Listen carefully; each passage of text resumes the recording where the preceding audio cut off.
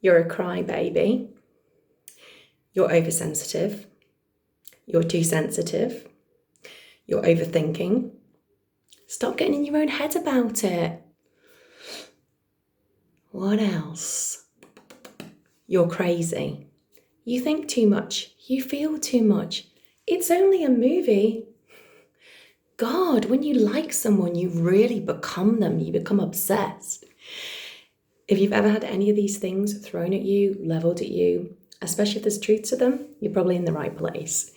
I'm starting this vlog about life as an empath and a highly sensitive person because I've been procrastinating about doing it all my life. And considering it's the lockdown period now, and we've all got nothing better to do rather than sort our sock collection. Not going to edit that because I'm going to be nervous as shit and I'm going to be making a lot of mistakes. And I'm also trying to do it while my partner's sleeping in the next room and I've got a really loud voice. So I'm trying to be quiet. That's impossible with me. No edit, no filter. I've been procrastinating for too long, so I just thought I'm going to do it. I'm going to give it a go and I'm going to upload it and I'll have about 1 follower, but if I help that one person, that's fine. Let me have some tea. Right, so I'm going to be working through the books of Elaine Aron, the psychologist who found that 15% of the population are highly sensitive people, which means that our brains are actually wired differently. We have a different nervous system to the other, 85% of the population, which essentially means we can't really help being the way we are, being sensitive like that. But, it also means there are tools we can learn so that we don't go, oh, I can't help it, I'm a victim, because being highly sensitive has obviously its pluses and its minuses. Another thing to add is that of that 15% that are highly sensitive people, a further 30% are extroverts, which is the minority, obviously, couldn't do maths. And I'm not going to sit down and do my calculations. I'm shit at maths, it was my lowest grade.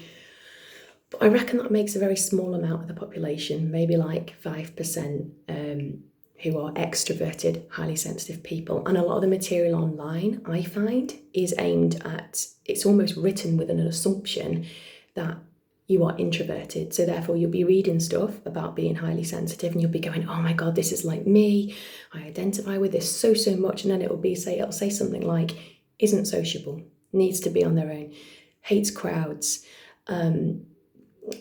assuming that you're lacking in confidence in that public way.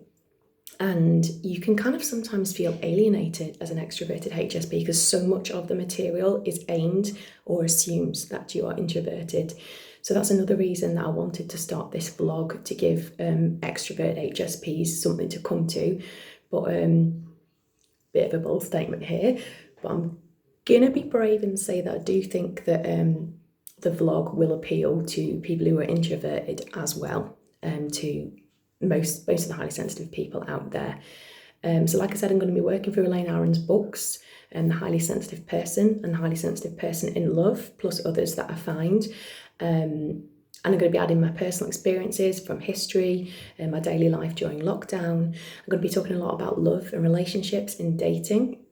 As a little bit of a background, I've just recently got engaged at 38 years old and met the love of my life at 38. So I did a lot of dating, a lot of heartbreak, and a lot of that was I believe, the fact that I was highly sensitive and how that affected my relationships and the way men saw me, and not being authentic and sitting in myself, and finding that the dating field didn't really allow for somebody who was... the dating field doesn't really lend itself to people who are, let's call this, intense, It's difficult for us a lot more than most people, and it's difficult anyway.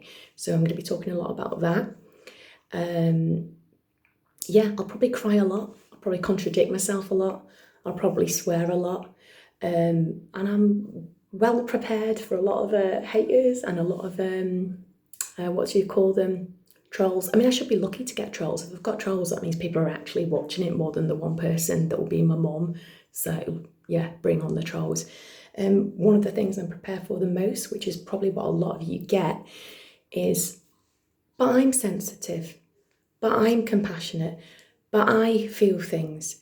And it almost diminishes your experience, and it can make you feel quite indulgent for even saying that you are. I mean, it's instantly the first thing people will say if you say you're a highly sensitive person.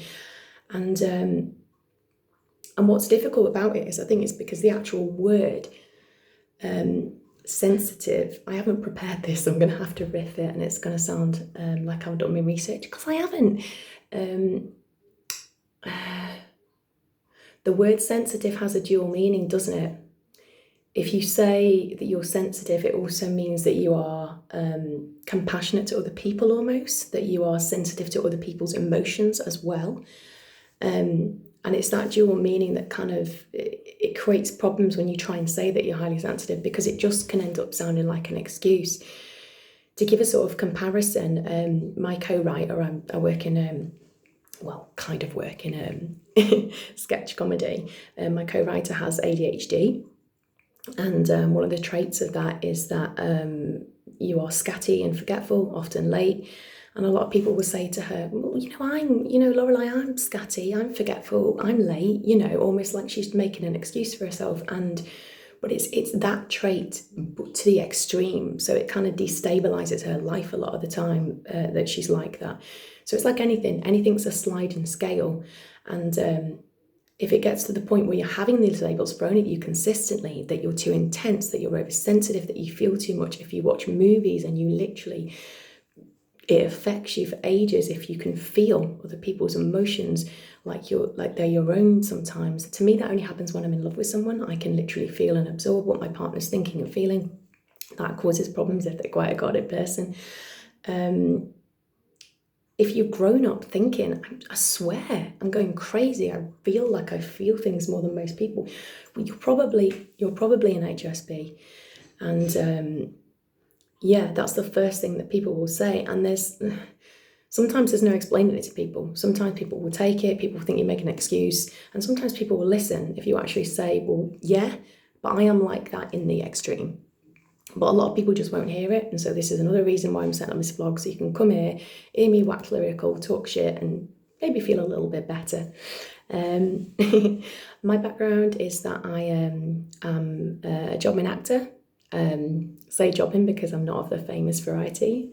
I've been in, so the kind that's been in overnight in Holby City General Hospital more times than I have a real NHS hospital, but also the kind that has to have another job as well.